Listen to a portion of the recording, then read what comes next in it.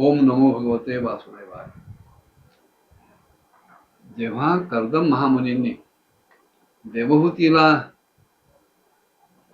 सुचवलं की भगवंत जर आपल्याकडे यायला हवा असेल तर तू सुद्धा संयम नियम तप यांच्याद्वारे आणि द्रव्यदान वगैरे करून भगवंताची भक्ती कर.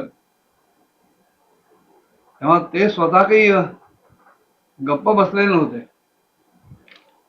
त्यांनी त्यांच्या परीने सुद्धा भगवंताची आराधना सुरू केली होती. संयम नियम तपस्या दान द्रव्य आणि श्रद्धा हे भगवंताच्या आराधनेची षडंग आहे.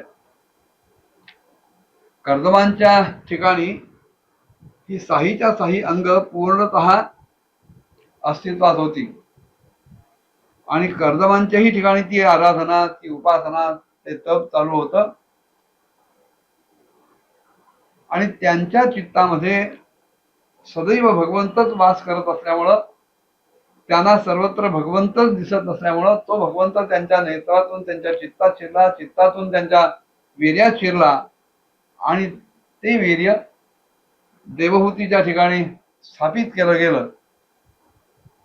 भगवंत जेव्हा अवतार घेतात तेव्हा त्या अवताराला अनुकूल अशी परिस्थिती ते अति निर्माण करतात.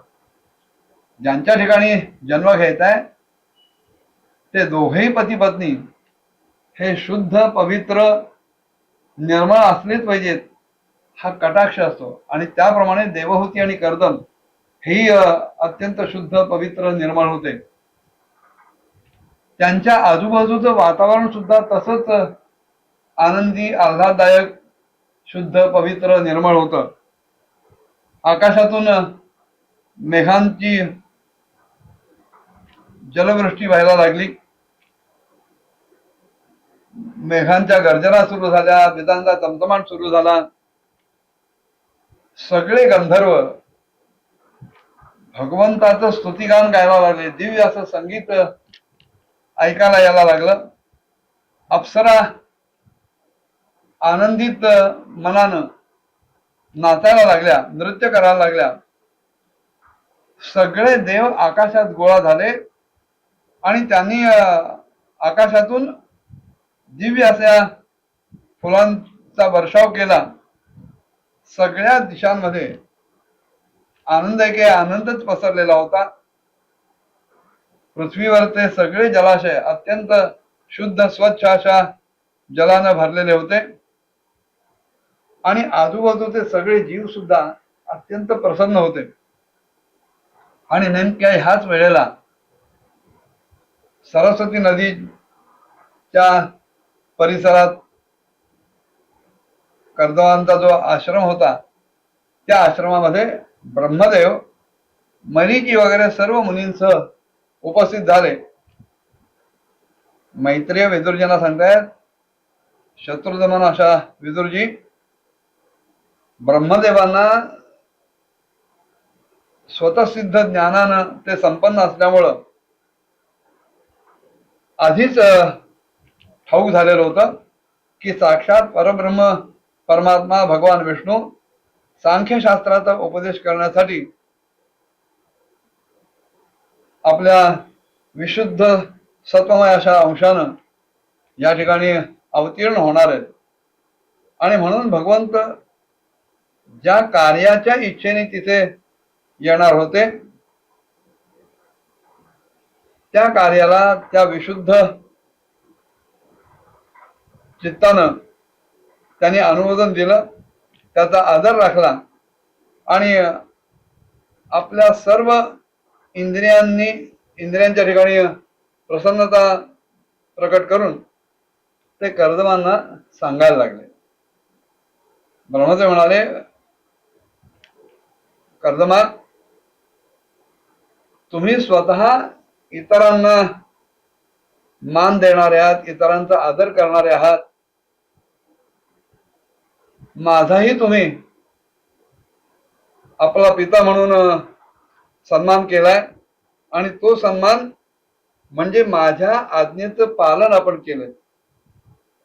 त्यामुळे तुमच्याकडनं माझी सुद्धा निष्कपट भावानं पूजा केली गेली. वेदव्यासानी इथे पुत्राचं कर्तव्य काय असतं याच्याबद्दल अतिशय चांगला श्लोक घातलेला आहे. एतावत्येव शुश्रूषा कार्या पितरी पुत्रकैः बाढमित्यन्वन्येत गौरवेण गुरोर्वचः.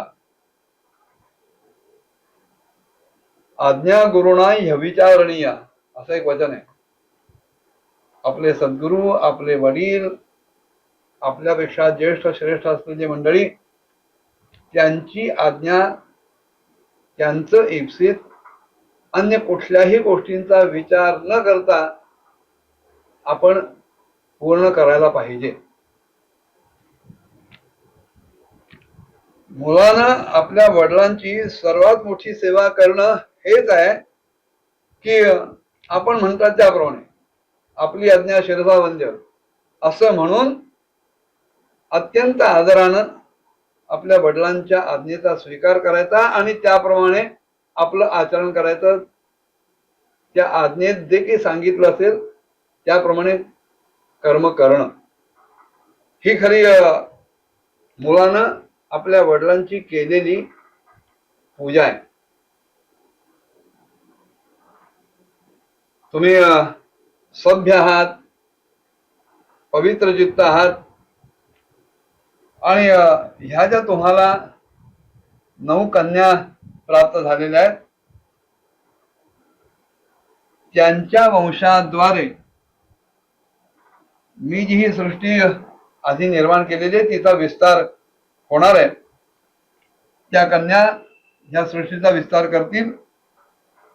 तेव्हा त्यासाठी तुम्ही आता मरीची इत्यादी जे मुनिवर माझ्या बरोबर आलेले आहेत त्यांचा स्वभाव आणि तुमच्या कन्यांचा स्वभाव यांचा ताळमेळ घालून त्या ऋषीशी त्या मुलीचा विवाह लावून द्यावा. त्यांना त्या ऋषींना आपली कन्या अर्पण करावी, कन्येचं दान करावं आणि आपली स्वतःची कीर्ती सुद्धा दिगंतात पसरवावी. ब्रह्मदेवांनी कर्दमांना आणखीन काय सांगितलं पुढच्या भागात बघूया. ओम नमो भगवते वासुदेवाय.